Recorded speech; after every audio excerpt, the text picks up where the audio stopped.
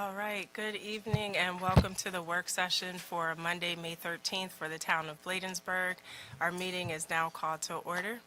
The next item on the agenda for tonight is the approval of the agenda. Is there a motion to approve? Moved by Councilmember Dixon. Is there a second? Second. Seconded by Councilmember Blunt. Any comments, edits, or corrections? Hearing none, I'll call for the vote. All in favor, let it be known by the saying of aye. Aye. Any nays? The ayes have it. The agenda is approved.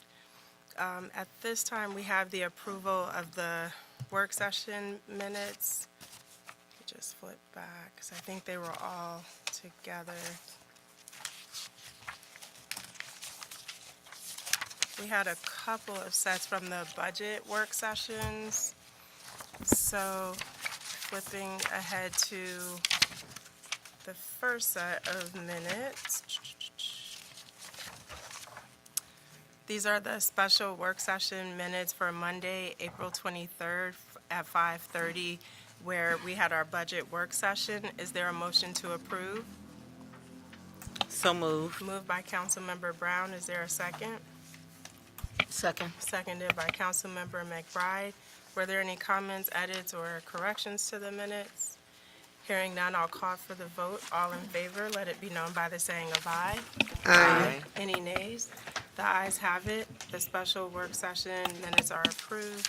And then we do have one more set for the April 29th special work session, again for the purpose of discussing the budget. Is there a motion to approve? So moved. Moved by Councilmember Brown. Is there a second? Second. Seconded by Councilmember Blunt. Were there any comments, corrections, or edits to the minutes? Hearing none, I'll call for the vote. All in favor, let it be known by the saying of aye. Aye. Any nays? The ayes have it. The minutes are approved. Town Administrator Bailey Hedgepeth. I'm sorry, Mayor. On this one, there was some minutes for the April 8th work session. I don't know if that was also included in the agenda. I didn't know if that got lost. I didn't see it. Okay. Did I miss those? That was for the council meeting. For the 7 o'clock meeting, I didn't see the 5:30 Okay, that's, set. yeah, so we moved to a new program, which we're trying to get the bugs out of. We've actually moved to a new agenda program where we're doing it all online, and that's why it's kind of difficult. So what I'll do is I'll make sure we bring that back to you all for the next one, where you'll do this meeting and April 8th, because the April 8th we're ready. And I just wanted to just mention that Okay. it's staff mistake, because we're just still trying to get used to the new program. And we'll Got walk it. you through that in our next meeting. All right, perfect. Any questions from the council about that? So that means the April 8th work session minutes, again, will be brought forward to the council at the June meeting.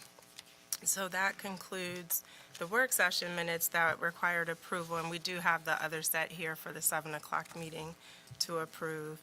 So moving right on through our agenda under presentations, item number 4, the first item we have is the approval of sample agreement and application process for 5G small cell tower with Crown Castle. So I'll turn it over to the town administrator, and I believe our attorney is also joining us for this item. And are the Crown Castle representatives online? Okay, so those representatives are online as well. Good evening, Mayor, Council. So back in, I believe, almost in September, when I first came on, there was a approval process for a third-party company to approve the 5G small cell tower within the town. And Crown Castle came to us back then and was one of the interested applicants. We currently have applications from Crown Castle for 4 sites. Mr. Reinhardt will give you more details on those locations, because right now he's the person who's going to be taking the applications. But I wanted to bring to you, one, the sample agreement that our town attorney, Sue Ellen Ferguson, has come up with, and as well as the application, which has also been agreed upon by Crown Castle. So both parties have agreed upon this agreement and the application process. So everyone is here just to kind of give you an overview of what Crown Castle does. And I believe they have 2 representatives from Stan Tech on, as well as the representatives from their PR department. And Attorney Ferguson is on as well. I'm going to turn it over to Attorney Ferguson first to probably give you a better outline. Sue Ellen, are you there? Good Great. evening, Mayor and Council. Can you hear me all right? Yes, we can hear you, and we can see you on the screen as well. Good, thank you. And thank you for fitting me in this evening. I have a meeting following this one. The application form and the license agreement have two different purposes. The license agreement is an overall agreement. I believe Crown Castle in the past has agreed to this wording for other jurisdictions. I believe they are agreeing to the wording in this license agreement now. It applies to any application for siting of small cell antenna in your rights of way. And you do not have control over small cell antenna in your town if they're not in your right of way, if they're in the state right of way or the county. You do have control over what's in your right of way, subject to limitations. And those go all the way up to the federal government. The federal government has some limitations on the siting. So the license agreement would apply to any installation in your rights of way. The application is designed to let the town know what particular sites are being requested and what the engineering on those is. And then the town will have that reviewed by its own engineer at its option. The review fee for take the engineer for the town to review the application is to be paid by the applicant, which in this case would be Crown Castle. So that's the overall explanation for the two documents you have before you this evening. It allows then staff to proceed with an agreed upon form and an agreed upon agreement for anyone who asks to place the antenna in your right of way. And I mentioned that the FCC has some control over this. Also, there are restrictions that you are not free to apply in this instance because the FCC has already decided those questions. And those may come up this evening or not, depending on the questions that Council has. There's also zoning restrictions to a certain extent. Prince George's County, of course, has control of zoning in the county. They have accepted placement of antenna in rights of way as an agreeable and approved use in the town's right of way. They also undertake their own review, presumably for zoning purposes. I'm not quite sure why they do it, but you are also entitled under their law and your own law to review any applications for placement of antennas in the right of way. So that's the overall purpose of the documents that you have. And I'm happy to answer any questions that come up while we're having this discussion or any that come up at any time later. Thank you, Ms. Ferguson, for that overview. But just given it's been a while since we had the conversation about the small cell towers, can you remind the council specifically where we are? We had agreed to have the county approve and receive these applications, or receive the applications and vet them on our behalf because we didn't want to add to our internal staff's workload. And I understand some things have shifted there, but are any of the municipalities that you're working with engaging with another contractor that could assist us with this? Because I get that we have this application before us now, but my concern is, again, if others are coming to us, that's additional work on our staff on top of their other workload. So just wondering if there's another recommendation. Well, there is the recommendation that you take a final look at this. The county looks at it from its own perspective, and you would look at it from your perspective. And so you are allowed to do that. You're authorized by law to do that. And you can require that Crown Castle or any other company that's asking to be in your right of way pay the costs of having that engineering review done. There are a number of other jurisdictions that municipalities that undertake their own review and have adopted ordinances that allow them to do that. Your ordinance allows you to do that. And I believe that you had discussed this with CTC in the past to do the engineering portion of this. One of the reasons that you have the application to approve and the license agreement is to reduce significantly any pre-work that has to be done by staff, because the agreement is already there and the application is already there. So then Crown Castle has to pay their fee. They have to come in with their plans, and then those get reviewed by the engineer that you hire to do that. So that was helpful because it does refresh that it was CTC that we were looking to get the expertise from, given that they're doing the work also for the council, Prince George's County.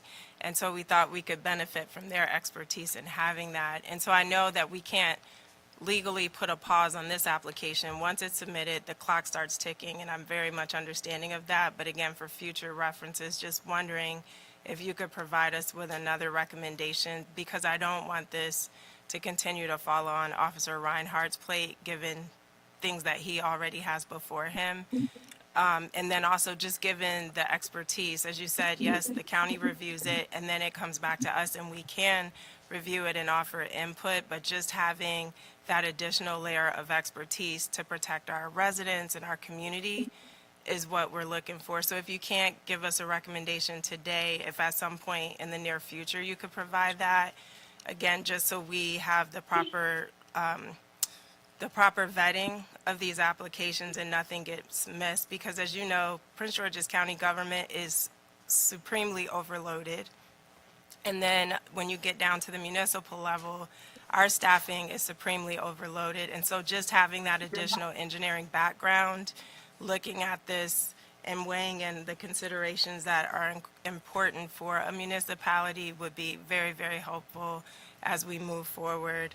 And then the other question is, I was reading that prior to submission of the application, the applicant is supposed to provide notices to property owners and the like. And I feel like I missed something. I've seen so many Crown Castle applications for small cell towers outside of Bladensburg, and was just wondering, has anyone seen notice of the application for our community? I'm just curious, because I have not personally gotten that notification. Mayor, I think that, I think the town administrator would have to answer that question. I'm not clear on what notices have been given for small cell installations that are actually in town of Bladensburg right-of-ways. I was going to let Mr. Reinhardt answer that question, because we did receive a list of those. Mr. Reinhardt? Good evening, Mayor and Council. We did receive a list of seven proposed sites in the 20710 area code. Only 4 of those are actually within our incorporated limits, with one of those actually being on Prince George's County property. So technically, it's going to only be 3. And I know I have spoke with a resident on Varnum Street. She did receive some notification from Crown Castle making them aware that, of the proposed project that could be happening soon in that community. And if you want those addresses, I have those addresses if you want me to share them with them. The first address is going to be the 5400 block of Varnum Street. That one will be on county property. The other addresses are going to be 55th Avenue in the area of Taussig Road, 4200 block of 54th Street, and the 4200 block of 53rd Place. Those are going to be the ones actually inside of our incorporated town limits. And Mayor and Council, we did receive, from the town standpoint, we did receive, I believe I've received at least 2 or 3 actual letters of notification from Crown Castle in regards to these over the last few months. Great, thank you for that. And then Just in terms of the process, Mr. Reinhardt or either Ms. Ferguson, if you could answer this, when would the council be able to see the actual construction drawings so that it's showing us the poles, the type of units that would be installed in terms of the overall project timeline? Is it after it's approved, like, say, 30 days out, or do you have a sense? I currently I'm- personally don't, I'm sorry, don't have a sense. I'm going to refer that to Sue Ellen or actually some representatives, I believe, from Crown Castle are actually online with us also. Well, Mayor, you're not expected to issue a permit for something that the town hasn't seen. So the plans are to come in with the application or shortly thereafter for review. The application is not complete until the plans accompany, all of the plans to the extent that's required by the town, accompany the application. Otherwise, it's not a complete application.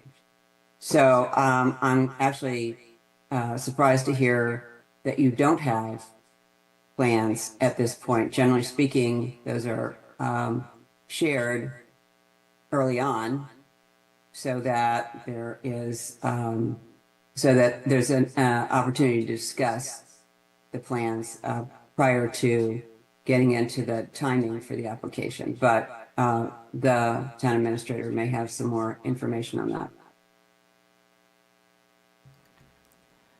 All I have so far is an agreement in regards to one of the locations. I believe Crown Castle's on the line, but I believe that they're also working with DPI, but we have sent them a copy of our application as well. So I think part of this, again, procedurally, would be for the town to approve the application, because we have the application that's been developed by the Attorney Ferguson, and the agreement itself, so that if, once they complete everything and it's gone back through, that we can also submit that. But the application itself needs an approval from I would like from the town council, which is what's attached to your thing, which is attached to your information, so that we can give you that. But for each individual one, we will then review that, either using this third party or not, and we will be able to then work through the process.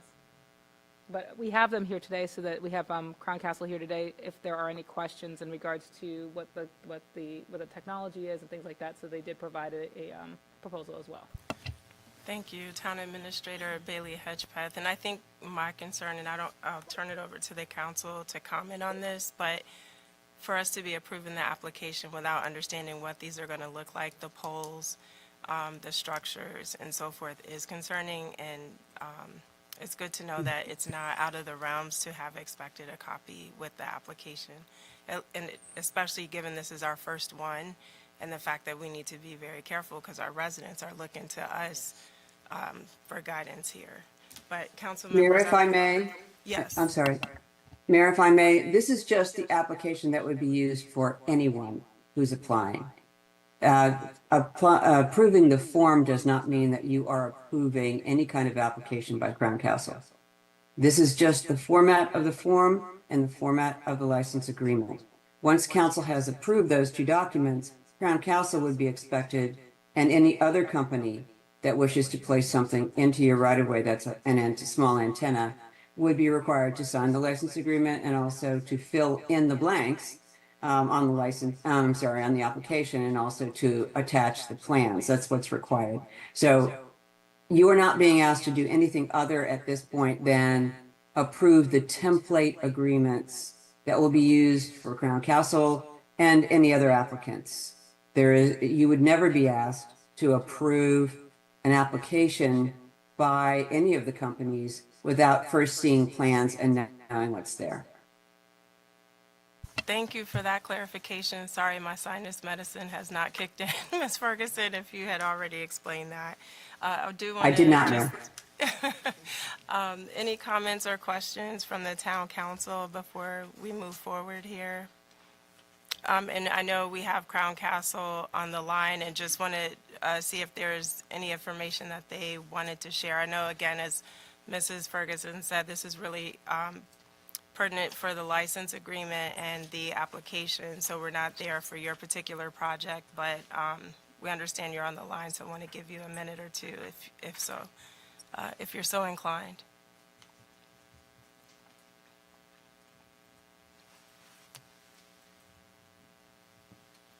Mr. Gray? We can't see them on the screen. Is anyone No, I'm raising their looking, hand? Okay. Mayor. So Stan Tech is on, but they're their engineering firm. Oh, So I think okay. that they were more on if we had questions about particular locations. Is that Understood. correct? The two people that are, I think, believe from Stan Tech? Okay. Are you guys from Crown Castle at all? You're Okay. not? Actually, Stantec's here to support another project. Okay, I just want to make sure you guys are not for that one. Okay, we're trying to make sure. Oh, you're for the other one. Okay, so then no one from Yes, Crown sorry. Castle's on. Sorry, I was trying to make sure that I had the right people because I thought there was Stan Tech on them too. As I try to see, is there anybody else that was on? I gather not. Yeah, Ryan, Middleton, no or Brandon, I worries. guess they're not. No. so Okay. We're good. So we'll keep moving forward if there are no comments or questions from the council with the approval of the MOU for flood mitigation pilot program with the Prince George's County Department of Public Works. And I think I saw Ms. Smith and her team on the line. So TA, I'll turn it over to you and then Mrs. Smith. This is Mary Roman. May I have permission to share my screen for Joanna?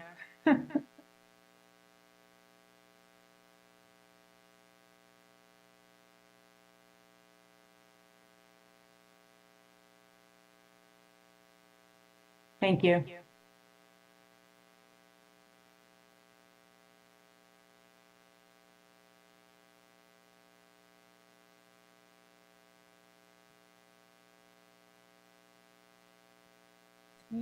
Hello, everyone. Hope everybody's having a good Monday so far.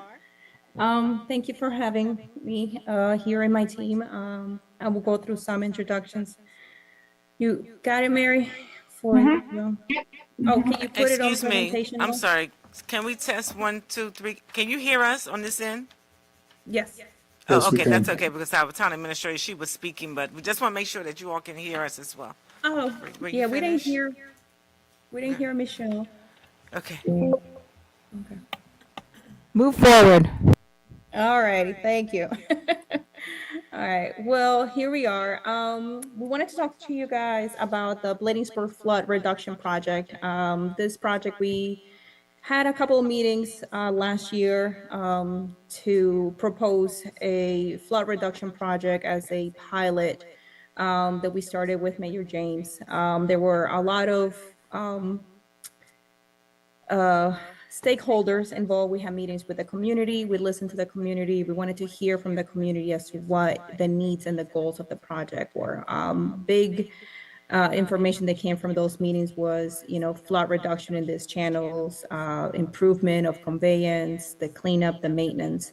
In the past few months, we've been working with the town to work on an MOU to use some of the ARPA funds that the town has towards this project.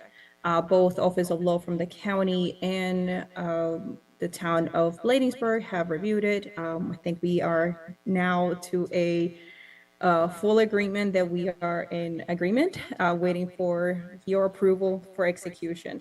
Next slide, Mary. All right, so the agenda for today, as in the past few months, we've been working very hard to kind of keep this project going. One of the things that we discussed in our last meeting was the DPW&T was going to partner up with CWP to expedite this project, as we know that it's a high priority for the town as well as our county executive. In the past few months, we went through the process of bidding the project, which is how we have Santec with us here today. But I will get to that in a little bit so that you get to meet the entire team members.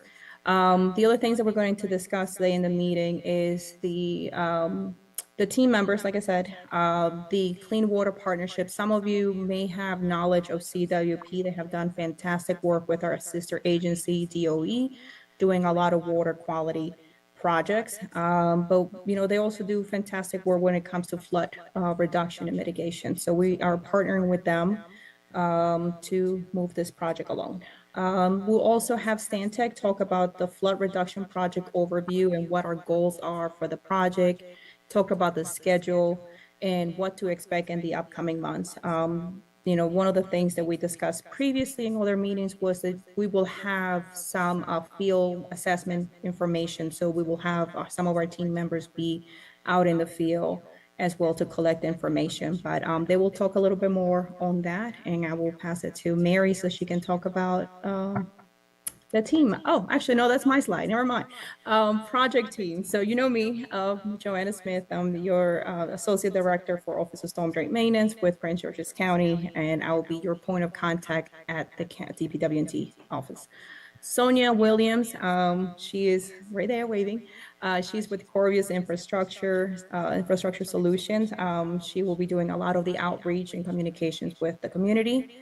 Mary Roman, she's the project manager from the Clean Water Partnership side. And then our technical team, Fernando Benitez, he's the project manager with Stantec, and Kevin Dinelli, also Stantec. So we will go through the next slides and talk to you a little bit of the project. Noah? Forgot to unmute. Hi, everybody. I'm Mary Roman. And we have about 10 slides. So you're a third of the, or a quarter of the way through. So we won't take too much of your time. But we thought it was important to tell you a little bit about the Clean Water Partnership if you weren't aware of it. It started about 9 years ago, and it is a partnership between Prince George's County Department of the Environment and Corvius Infrastructure Solutions. And it was primarily formed to meet the meet the requirements of the county's NPDES program, right? This program is required by the EPA through the Maryland Department of the Environment, and the county was required to treat 6,000 acres, provide water quality treatment for 6,000 acres. So back about 10 years ago, the county chose to partner with Corvius Infrastructure Solution in this partnership. So while we've primarily been addressing NPDES requirements, our contract also allows us the flexibility to tackle projects beyond these NPDES requirements, right? So we're currently working on resiliency projects with Joint Base Andrews. We're planting trees throughout the county. And for this project, we're actually partnered with Joanna and DPW&T through the Department of the Environment. So it's a great partnership collaboration between the different departments of the county and with you, the town, to work on this project, right? It really is a project between the county, CIS, DPW&T, and the Department of the Environment. What's really interesting and what you can see on this slide is our commitment in the partnership. To date, over these 9 years, we've had 75% economic inclusion with target class industries, companies working on the Clean Water Partnership. And more importantly, it's not just county owned or county located business, it's also local resident hours. So we're above 50% local resident workforce hours. So I think over the past 9-10 years, we've really amassed an important commitment to the county in this partnership and working with the county and working with you. So we're really excited. One of the examples within the town is the Bladensburg South Stormwater Pond, which is in your town boundaries. That is a project that we are maintaining and will be for the next 30 years. So at this point, we're going to turn it over to Fernando. Through our Clean Water Partnership project, we really, we went through a request for proposals, if you will, to select an appropriate firm to conduct and lead the technical analysis for this project. And we chose Stantec, and they're a county located business and they're invested in this community. And Stantec, with the offices in Laurel, will be the ones leading the project. So who you'll hear from most along this way is probably myself and Fernando as the project manager of this project. So he's going to tell you a little bit about the project as we get into it. So Fernando. Good evening, everyone. So I think you guys are familiar with the project. And here on this slide, you'll see the project limits that we're going to be basically studying as part of this first phase of the study. So you can see on the top end of the slide here, you'll see the Emerson Channel that runs between Emerson Road and 56 Ave. On the bottom, it's Quincy Run, and it's the Quincy Run Channel, which goes between 52nd and 55th. These two distinct channels have, in nature, they're different. One is more natural, the other one is more man-made concrete-based channel. So, Mary, could you go to the next slide?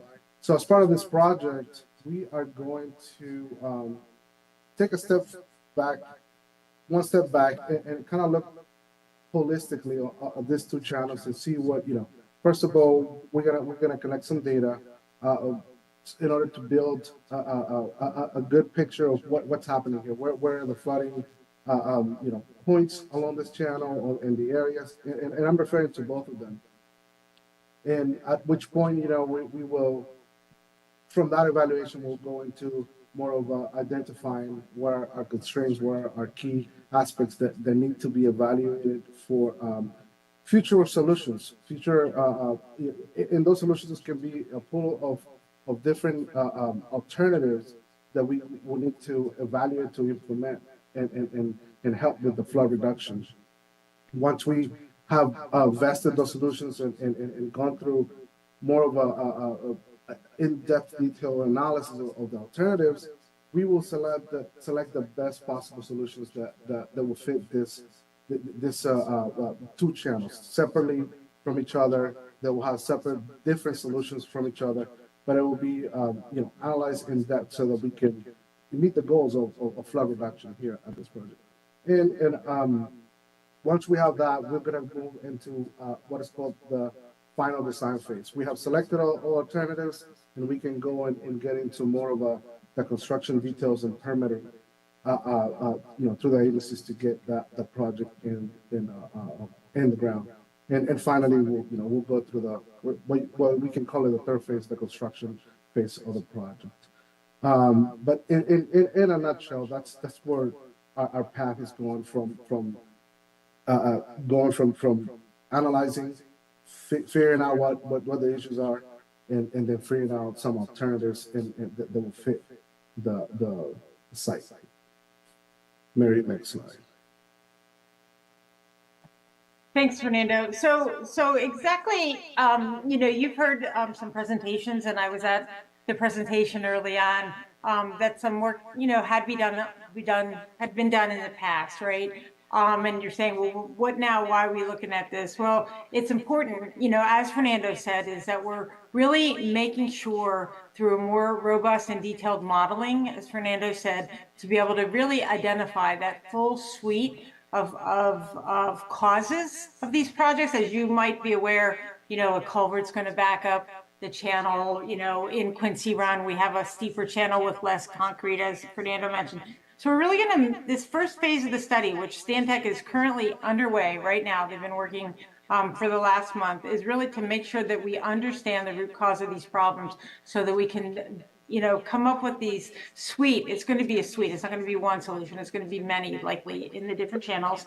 And we're really going to take a broad scale look at, so that we can identify all the potential solutions, right? And we think there's going to be a variety of solutions that are going to be appropriate. We expect to have kind of an idea by the September, October, November timeframe of the alternatives moving forward, a few alternatives in each of the channels, throughout the channels, so that we can be designing and truthing the concept plan development stage, where we're looking at kind of almost a concept design or a preliminary design, so that we can make sure that these intended solutions have their desired outcomes, right? The intended outcomes. So that's going to occur in the December-March timeframe. We're really on a tight schedule. We really want to make sure that we make good progress here.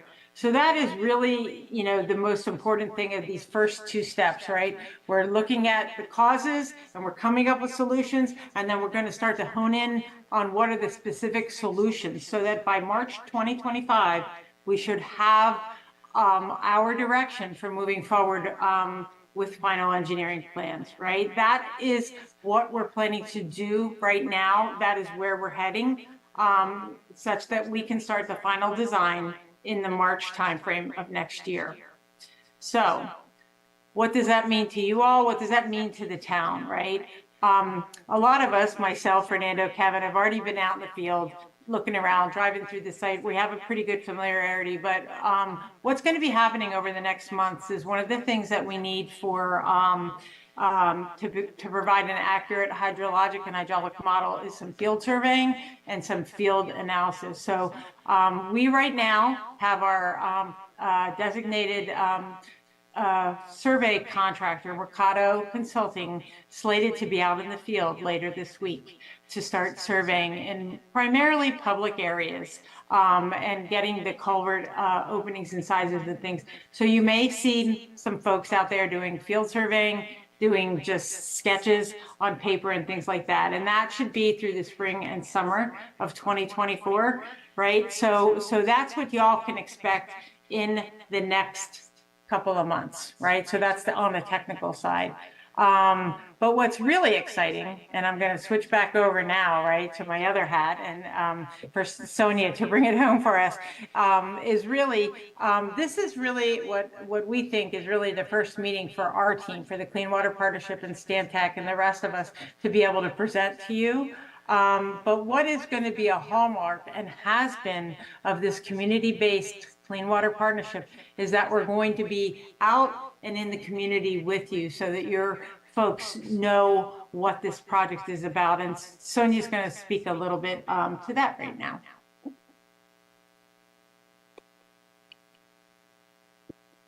Thank you, Mary.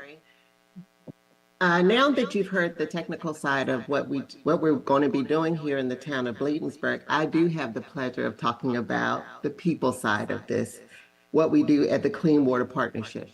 As Mary mentioned, we are a community-based public-private partnership providing stormwater management solutions here in the county for over a decade. In fact, the work that we have been doing, it's been about the technical, but it's also about the people that we touch. From the community-based business programs that we have, and we provide mentor protege programs to help some of the community-based businesses grow and thrive on projects here in the county. We use community residents to actually do the work here in the county. As Mary mentioned, our goal is 51% or more, and we have exceeded that time and time again. We also educate the community on environmental matters and issues so that the community understands what we're doing and why we're doing it. We have a treat and teach program where we educate children on the environment and careers that they could possibly go into in the future. We've worked with local churches to support community-based programs. We've sponsored cleanup days in the community, tree planting at local schools and in the community. And we've also built outdoor classrooms at many of our schools, and we've done a lot more. We plan to engage the community of the town of Bladensburg in similar programs over the next few years as we engage the community in the process as our technical experts determine what the best solution will be. So we will be engaging your community members to get them involved, to understand what we're doing, why we're doing it, and asking for their input as we go through this project of providing the best suite of solutions to reduce the flooding in these two channel areas. So we are very excited to bring this expertise on flood reduction solutions and to be engaging with your community along the way. So with that, this concludes our presentation, and I want to thank you for allowing us to present to you tonight, and we will open the floor up for any questions. Mary? Thank you, Sonia. Thank you. All right. All right. Are there well, any questions for the team, Michelle or Mayor James or anybody from the council? Well, first, Ms. Smith and team, thank you for taking the time to update us on the project and continuing to move this forward.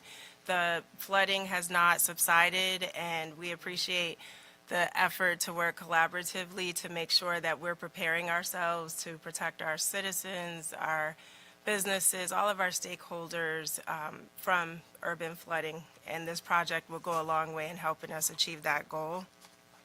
As we talk about the community meetings, I think on our side, it's going to be incumbent upon us to make sure that we loop you in so that we can have you at all our major programs coming up. So whether you're tabling there or we give you an opportunity to speak, that we capitalize on having our audience there with our residents so that they can know more about the project, have the opportunity to ask questions, because we tried doing the community meetings last year and the turnout was abysmal. And I know Councilmember Brown and I went door to door canvassing, and we got more interest and excitement about the project, but those very same people didn't attend the meetings.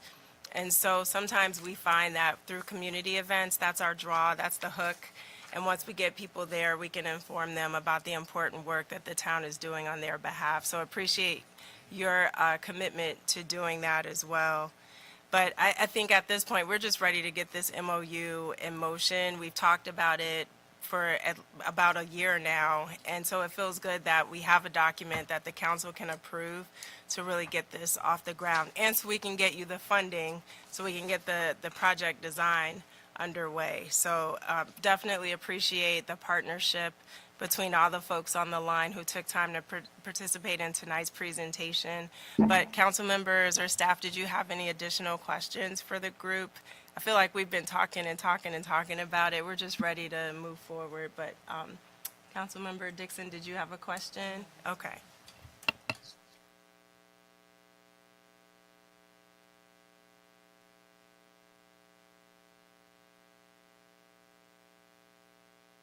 We're not hearing anything if you're speaking, I'm sorry. I don't think they can hear us. Yeah, can you hear us now? Try it again, Councilmember? Yes. Can you hear me? Yes. How will the success of the pilot program measured? Yes. I'd be happy to take that question if you like, because that was a question that we've already kicked around quite a bit in our office with our engineering firm Stantec, and we purposefully called this project flood reduction, right? Of course, a goal would be to eliminate every single bit of flooding for all events, for all storms, right? That's kind of that idea of that. But what we will do is we will look to reduce flooding to the extent practicable, right? So what does that mean? That means we're going to look at which houses are flooded, which roads are flooded, and we're going to look at, if you will, statistics, right? If, for example, a road floods an average of once in every 10 years, we would like to make that once in every 100 years. That's a reduction in the frequency and the depth of flooding, right? So we are going to look for each of the streams, right? They're unique hydrologic streams. What is the best level that we can reduce flooding to? In terms of the state of Maryland and Prince George's County, we're on the cusp of receiving new regulatory rainfall amounts that we're already using for our analyses. So the rainfall amounts have increased, the intensities have increased. So we will look at those new rainfalls and those new intensities in terms of 20-year flood or 50-year flood. That is a chance of occurring once every 50 years. So when we think about the idea, because everybody asks about climate change, right? Oh, what about climate change? What about increased flooding and rainfall events? Our goal in this project technically is to reduce the incidence and severity of flooding. And as we move forward, we can provide those benchmarks to you. We can say, instead of flooding once every 2 years, this road floods once every 100 years on average, based on the rainfall data that is used by the state of Maryland. I think that's the best answer I can give, because there's lots of dynamics going on in each of the two streams. Councilmember Dixon, did that answer your question? Yes, thank you. Okay, perfect, great question. Councilmember Brown? Yes, thanks, Mayor. Yeah, as the mayor pointed out to me with the maintenance piece, and that's great. I'm glad to see that in here. But my question, beyond the pilot program, how does the maintenance look beyond the pilot program? So that's, so our MOU, that was one of the items that we took into account during our MOU. So the agreement in the MOU and the way that is written in the MOU is that the county will have the responsibility for the maintenance of whatever proposed solutions we have. And like it was discussed in the presentation, want to we want to approach this program and this project in a holistic manner. So we're going to be looking at multiple things that we can do throughout the town of Bladensburg to make sure that we're reducing as much as possible. But yes, part of the maintenance will stay with the county, and then we're going to be working with CWP. As they noted, we also have a 30-year maintenance agreement with them as well. You said how many years was that? 30 years. 30-year maintenance. Okay. Great May question. I add, Joanna? Go ahead. Because I like that. So that's right. There is a 30-year maintenance agreement, but really, what does that mean, right? We will be out here once a year, at a minimum, looking in to see if there's any maintenance requirements. And as we do now for over 600 best management practices throughout the county, we're going out quarterly for some of these and cutting grass and things like that. But in any event, we are inspecting and maintaining, and that is what we will do for this particular project. That is part of the Clean Water Partnership, the community-based Clean Water Partnership, that we are also maintainers of the measures that we implement. So, and I think that's super important for any of these projects. Yeah, that is, and that's good to hear because I do know with the Quincy Run Creek during one of the floodings, probably part of what contributed to it was that there was a backlog for the county with their maintenance, and it had been like a 2-year backlog because we had to clean up behind there and pull tires and a whole lot of debris. You remember Mr. Purnell and Mr. Sean, and you probably do too, Mayor, but was Walter James was mayor at that time. So it's good to hear that there is a 30-year, but the thing about it is that just making sure that they adhere to that once a year, because I think that's part of the problem as well, is that when you county does get backlogged and you're not able to do that preventative maintenance piece, then that really kind of exacerbates the problem. But thank you for that. Yeah, Thank and- you for that, Ms. Roman. And just to tag on, one of the thoughts, and not for today because we do need to move on due to timing, but on our side, I think between Public Works and Code, if we could come up with a checklist for all the county-owned assets in our community, so we're not waiting and putting all the onus on the county, but we proactively are checking, as I know Mr. Hall and Public Works does with the storm drains, just as an example, but that we, on a quarterly basis, are checking these things and proactively letting them know where maintenance is needed. It's good to have the fail-safe of once a year, but it's our community, and so we need to be proactive in making sure that we're on top of any sort of requests or issues that the county may not hear about for 5 or 6 months. So again, I want to note we do have to move on, but I do appreciate Ms. Smith and the entire team taking the time to brief us on where we are, where we're going, and we remain committed to working with this partnership and doing what we can to make it a success, because it is a pilot and urban flooding is a challenge throughout Prince George's County, and we hope this can be a model for other communities so that you can take this and duplicate it and reduce flooding across the county to help all Prince Georgians. So again, thank you guys so very much for joining us tonight. You're welcome. Thank you. Thank you. Thanks. And during that awesome presentation, we were joined by our incredible state senator for District 47, Malcolm Augustine. Thank you, Senator, for joining us. And we will get through these items quickly, or did you have any comments or remarks that you wanted to make this evening to the community? There's a microphone here.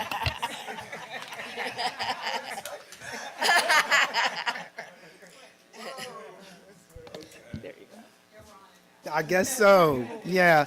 So, State Senator Malcolm Augustine, always pleased to be here with you all. Apologize for not having been around during these last few months. Councilmember Dixon reached out to me and said, "Hey, where have you been, Senator Augustine?" She's not wrong.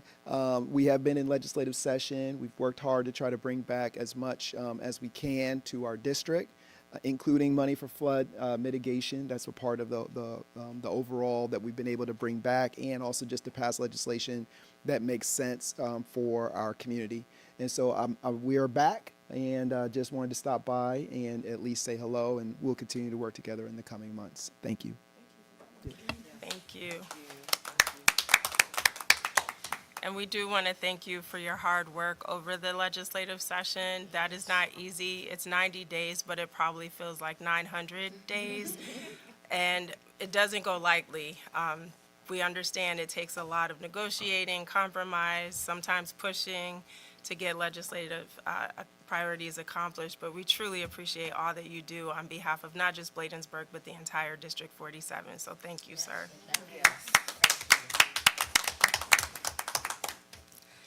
All right, so we'll keep moving forward with the presentations. Next, we have the FY 2025 budget update. So I'll turn it over to Town Administrator Bailey Hedgepeth and Mr. Tonelli.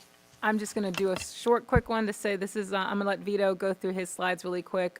We just wanted to just do an update of what we heard and then move on very quickly. As Michelle said, well, thank you, Mayor, Council, Senator, residents at home watching. This is the quick budget update from where we are through today. So we'll go through thank you. We'll go through just a few slides here, the budget assumptions, the budget summary page, some revenue options, and some other needs that we discussed or maybe not had discussed, we've been trying to discuss. Right now, what we heard from the council in previous sessions is the use of the remaining funds, the ARPA funds. We're projecting $250,000 being carried over into FY '25. That could be plus or minus a few $1,000s depending on how this fiscal year ends up. It could be $247,000, $254,000, but it'll be around $250,000. Some of the items that we talked about that we need to address, which we have in the current draft, was a need for additional funding for the council professional development and also for membership dues in various organizations that the mayor and council and also the town are a part of, like the town's membership with MML, National League of Cities, all falls under the mayor and council budget. And we talked about additional funding for community events and more coordination between the town events and the police department events, because we both do events and we're trying to combine these as much as possible. And we also discussed additional funding for youth sports programming managed by a Boys and Girls Club to be introduced in the town, and also to address food insecurities by doing funding for a community assistance food program again. And those are funded, and that would be funded through ARPA. And actually, these last two items, I think, could be funded, will be funded through the ARPA funds. Some of the changes that we made to the budget line items as well were we're looking at the Port Towns Transportation Service and also the vehicle replacement program that we discussed last month, and we will bring additional information to the May 20th budget work session. We're hoping that we will have information from the vendor about that. And something else that we discussed is revenue items. What can we do with revenue beyond what we already know is coming in? We talked about the tax rates for next year, possibly, or just the options of increasing the railroad and public utility tax, and also looking at the real property tax for the multi-family residential facilities or the apartment buildings in town. And this part of the assumptions, the budget includes COLA merit increases of 4.5%. The main thing here is the capital projects. I'd like to focus on really quick. We have $1 million of federal earmark going towards a trade school, and we have $800,000 of state bond bill being budgeted to use for the construction of a new town hall. So we'll hopefully have some action on that FY '25, and also we had a $500,000 bond bill for Boswick. We estimate $100,000 of that will be used this fiscal year. So the remaining $400,000 will be used next fiscal year. And we talked about transfer from fund balance needed to balance the budget, and that's about 6% of our total budget. Previously, we've done between 4 and 8%, and I can show you a quick slide of the history of what we budgeted for. And this is because expenses exceed revenues on paper or budget-wise, but we haven't had to use the budgeted fund balance transfer because we've had a surplus for the last few years. So you can see that the size of the budget here compared to the transfer from fund balance is anywhere between 5 and 8% here, and I think we're at 6% over for next fiscal year. And here's the summary budget that we will discuss next week, and we'll have a detail for you as well.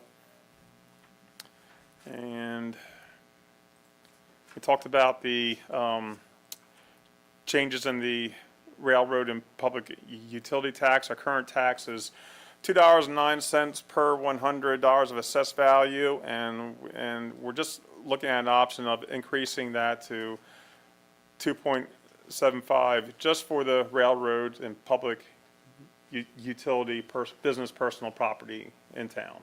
Councilmember Brown? Yeah, Mr. Vito, can you just expound a little bit in terms of how that's comparative to some of the other municipalities? I think some of their. Yeah, if you give me 1 second, I'm going to keep talking while I search for it. Actually, I can't. I'll get back to you about that. Okay. And what we'd also discussed, or not discussed, more of presented to the council, an idea of increasing the real property tax to the apartments in town. They make up about 1/3 of our total assessed values, and they, as we discussed last time, we heard from Chief, I think, through public safety, they take a lot of our services. So it's just an option, and that increase will be anywhere between $117,000 to $210,000, depending on what rate that, if that would be pursued. And we talked about this already. The potential increase for the railroad and utility tax could be $75,000, and the increase in the real property tax for the multifamily units could be between $118,000 and actually the revised amount now is $114,000 to $211,000. And other needs, we're going to talk about the vehicle replacement program. What does that mean, Michelle? I'm sorry, help me out. The vehicle. Yeah, vehicle, gosh, you made me forget what the verb means. But basically, it's a vehicle replacement fund, vehicle, I can't remember what the E is, but I don't know why, Sorry. I can't say it. But, We're both going blank. yeah, but the vehicle replacement fund, and I think we're all both looking at the fact that we might be able to lease or purchase. So it doesn't, regardless of which financing method we use, the VERF will help you to fund it long-term and to take a percentage each year and put it create a separate fund for the town that would allow you to long-term fund it. Vehicle replacement and equipment replacement fund. Thank you. Sorry, y'all. So any piece of equipment over 5K. Sorry. We also have a need for additional public safety space. As our public safety department is growing, we need additional space, and we are maxed out here, which is why there's $800,000 over in the capital budget to start constructing a new town hall. But in the meantime, they need space. And Public Works Director, that's come in and out of the budget the last few years. It's not in this current run, but this is just other needs. And also the remaining ARPA funds. Next steps, Okay, so we have to do a first read of the budget, and we can do that at next week's meeting. Now, if there are any changes to the real estate tax rate, we will have to publish and have a hearing. Now, if we want to do that, we're going to have to decide by next Monday if we're going to do that or not. Because we have to have, 1 second, let me show you real quick. I have a calendar that will make this a lot easier.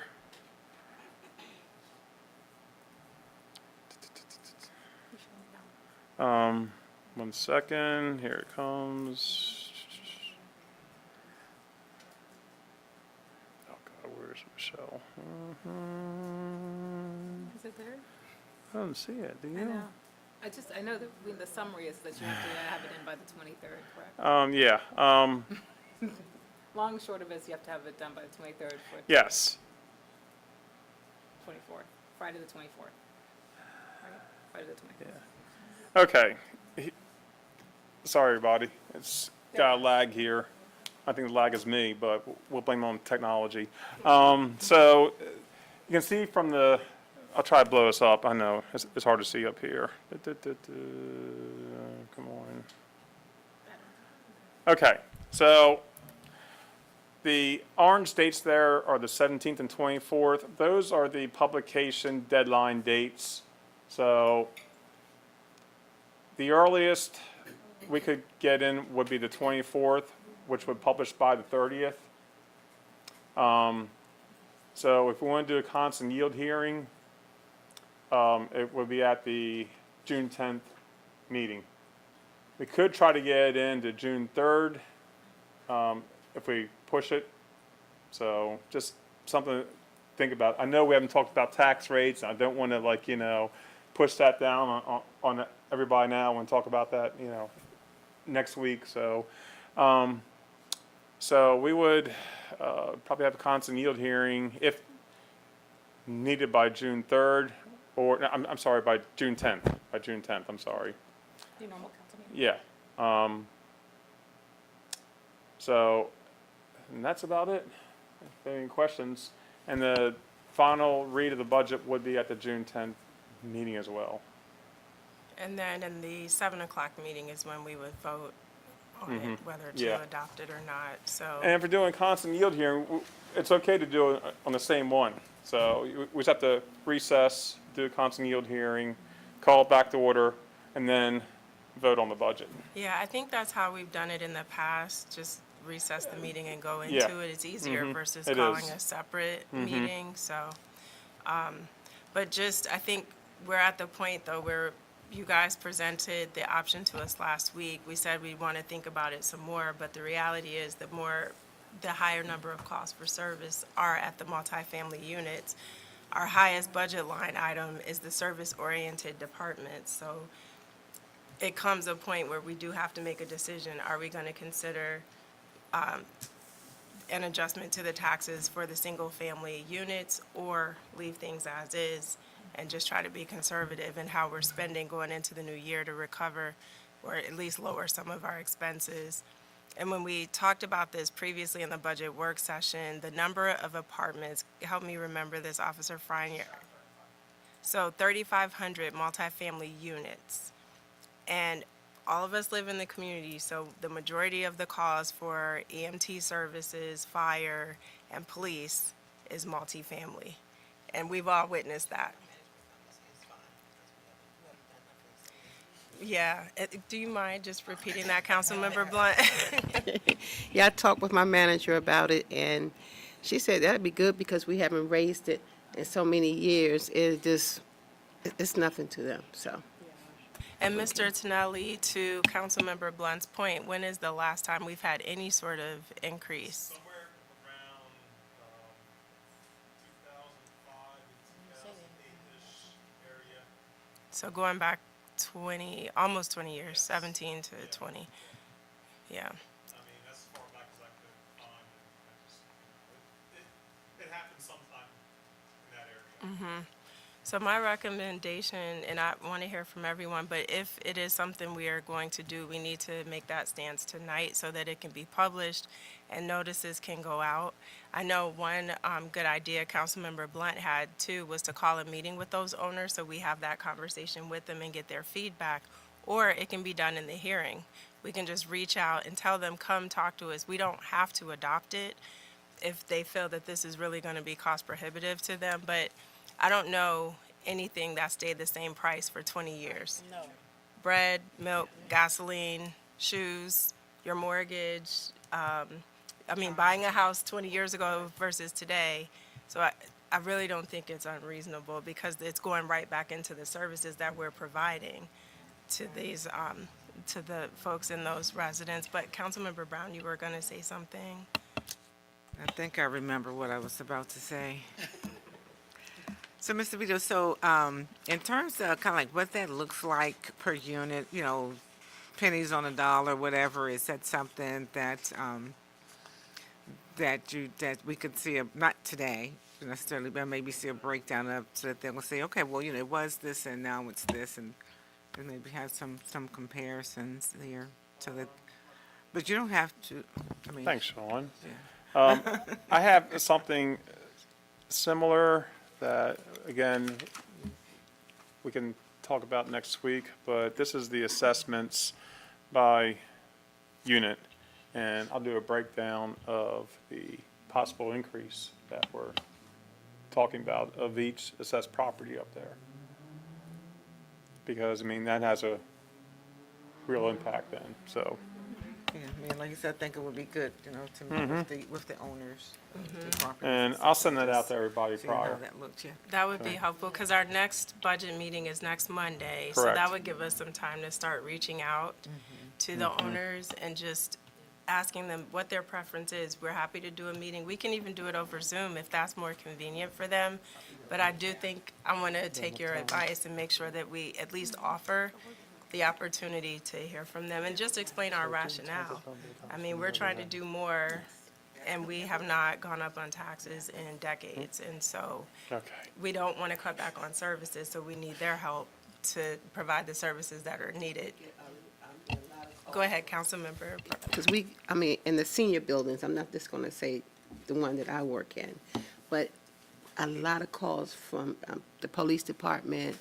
The fire trucks are there. So we get a lot of calls, and a lot of them are false calls.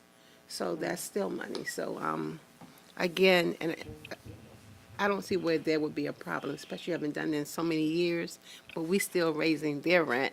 But, so yeah, I don't see a problem. Thank you for that. And Mayor, I'm gonna have to Yes. advertise it, so I'm gonna Yeah. advertise it at the higher rate. Okay. You don't have to accept the higher rate, we can just keep the current rate, but we have to, at least put it out there.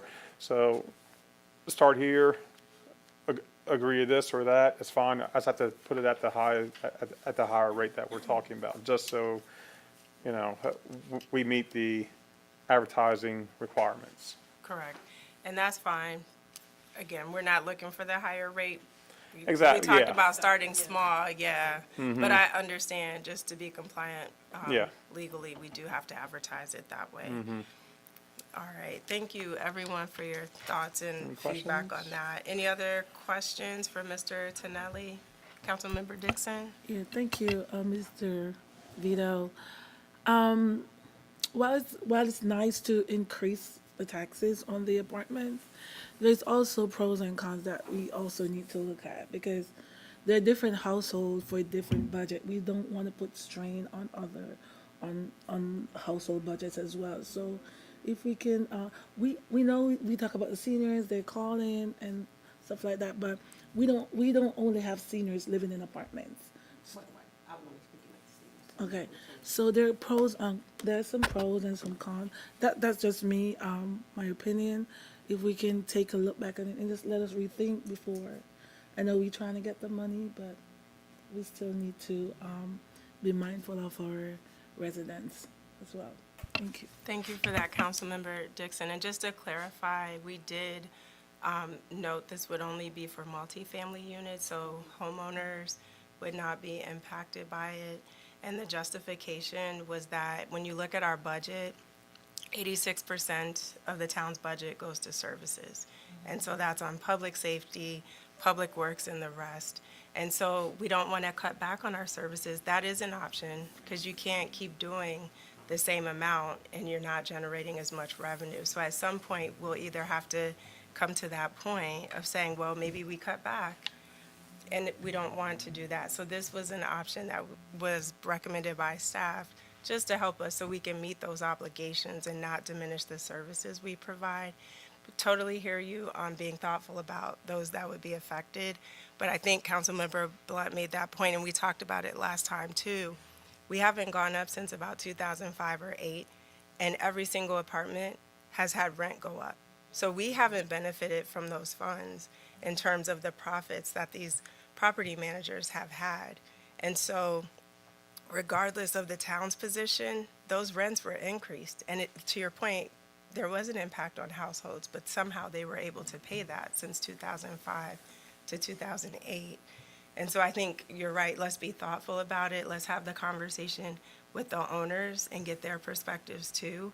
But as we said last time when we met in the budget meeting, even if we don't go up, I can guarantee you the rents are going to go up next year.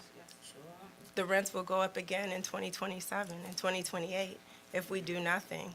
So regardless, I don't think that can be our only justification. I think, like you said, we have to think about the whole picture. So I really appreciate your comments on that. So, Mr. Tonelli, as Councilmember Brown suggested, if you can give us just a rough estimate of what that breakdown Yeah, looks I'll do like that. divided by 3,500 units, I think that would be helpful to see when we Okay. have the budget meeting on the 20th. And then understand you'll go ahead and get the posting out as well for the higher tax rate, just so we're compliant legally. And we'll talk further about it in the May 20th meeting. So hearing no other questions or comments, we're at 6:43. So I wanted to ask the council if, given the items D and item E are information only, and they're also on the work session, the council meeting agenda, would it be all right to forego those, given we're running low on time? So those are already there. And then for items under new business, wanted to just give the opportunity to hear from the team regarding National Police Week, as well as that resolution and the one for Public Works Week. So TA, did you want to set it up and pass it over to Major Dickerson? Sure. I think Major Dickerson is aware of Police Week, and we put that together with Chief Collington in regards to just celebrating it this week. But Major Dickerson, would you like to talk about Police Week? Sure. Good evening, Mayor and Council. So yes, as you stated, this is National Police Week. It's an event that's recognized throughout the nation. And as we speak, the chief is at the White House at an event recognizing the beginning of National Police Week. Thus, I am here standing in for him. So there are several events going on throughout the week, and our police command staff will be attending some. Our honor guard attended one event today, and they will be attending several events to recognize the week as well. So that's all I have to report. Thank you, Major Dickerson, for that. And then just want to see if there's any comments or questions from the council. As was stated, this is a national event that's organized every year in mid-May and recognized nationally. So people descend on Washington, D.C. from all parts of the country to recognize the significant accomplishments of police officers everywhere. And I believe there's also a special ceremony for those who've died in the line of duty as part of National Police Week. So definitely support doing a resolution to honor our police department for all the great work that you all do for the community. All right, next up, under new business is Resolution 12-2024, a resolution of the Town of Bladensburg recognizing Public Works Week. Mr. Hall and Ms. Hedgepath.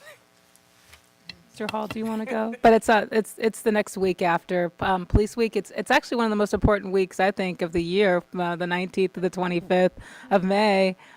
We've got some really great. We have a great team, and Mr. Hall has really assembled our team this year to do some great work, especially for the American Bloom and all the things that we're kind of working on in the town. But Mr. Hall, please say 2 or 3 words about your team, please. So we totally missed our cue. You said this is one of the most important weeks of the year, and we did not applaud. Can you do that one more time so we get our act?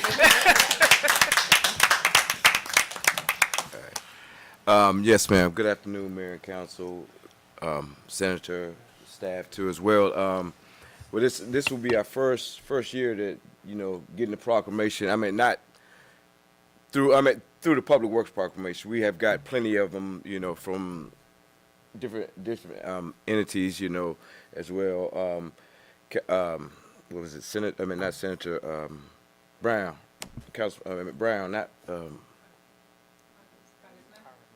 Yeah, Congressman Brown. He had gave us some prior to that, along with when your husband was up here. So it's not like this is our first introduction to the rodeo, but I am very happy to accept something like this. But we're also the guys and thankful for the mayor and council and staff that was able to increase our department with 3 other guys part-time that's doing very well, and the amount of job tasks that we're getting thrown at us. Not saying that it's a whole lot more, but these extra hands is helping us a whole lot, you know.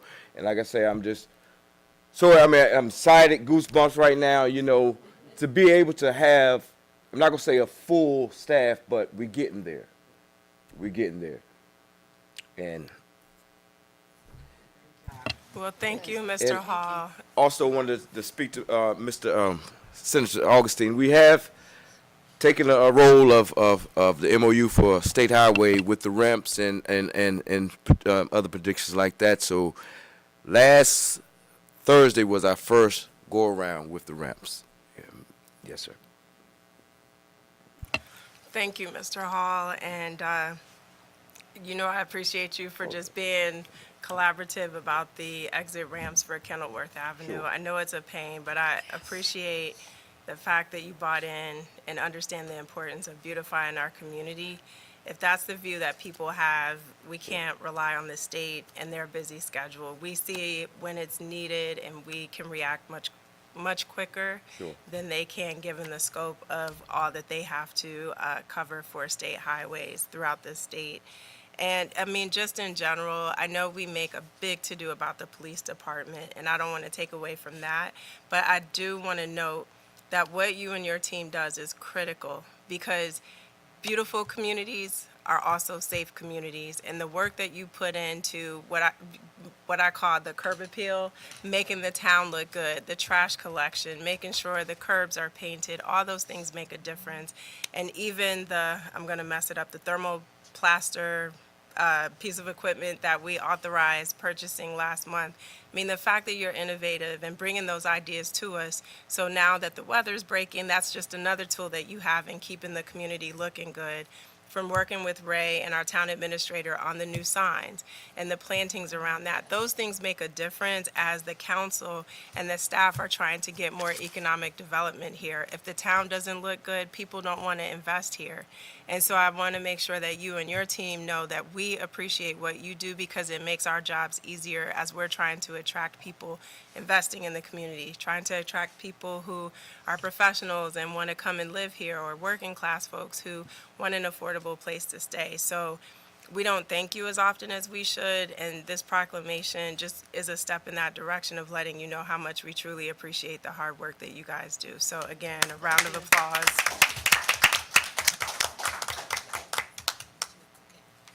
Oh, and the other caveat is the barbecuing that you guys do at the events. That cannot be overlooked. Yes, indeed. Bring on And the cherry on top is Mr. Watson's homemade Jamaican jerk chicken that he grills. So you guys do it all. You go above and beyond to take care of us, and we truly appreciate you. So just want you to know that. Yes, ma'am. Summer just started, so we will put together a meal. All right. Oh, say less. All right, that has been recorded, okay? We appreciate that. So again, with tabling the Bostwick TAP item and then America in Bloom to the council meeting, we're at the end of our agenda and we'll now call for a motion to adjourn. I so moved. Moved by Councilmember Blunt. Is there a second? Second. Seconded by Councilmember McBride. Any comments, questions as we close out? Hearing none, I'll call for the vote. All in favor, let it be known by the saying of aye. Aye. Any nays? The ayes have it. We're adjourned. Thank you so much.